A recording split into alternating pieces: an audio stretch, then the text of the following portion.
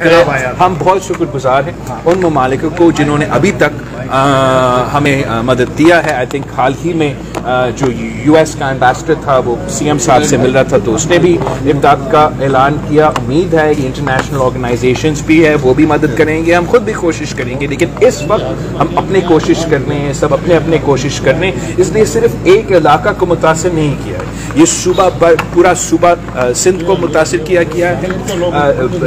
बलोचिस्तान डूबा हुआ है, वहाँ भी बहुत से सैलाब का मुतासरीन है। तौसा है, डीजी खान है, जनूबी पंजाब है, तबाही वहाँ हो चुका है।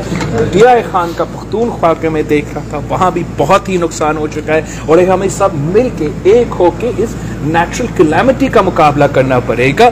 अब मेरा ख्याल में मैं मीडिया से भी अपील करता हूँ कि जो भी तमाशा चल रहा है इस्लामाबाद पे, हर दिन रात वही चल रहा है टीवी पे, इस मुल्क के अवाम बहुत ही मुश्किल में है। वो खुले आसमान तले रात गुजार रहे, ना खाना ना पीना ना हमारा टेंट का सामान उनके पास। ये सबसे वन प्रायोरिटी होना चाहिए, हमारे सियासतदानों का सबसे वन प्रायोरिटी होना चाहिए, हमारा हुकूमतों का, सूबाई हुकूमतों का, वफाकी हुकूमतों का सबसे नंबर वन प्रायोरिटी होना चाहिए। और मैं अपने मीडिया के दोस्तों से भी रिक्वेस्ट करता हूँ कि हमारा मीडिया मालिकान से आप रिक्वेस्ट करें कि नंबर वन प्रायोरिटी हमारे सैलाब की मुतासरीन होने चाहिए।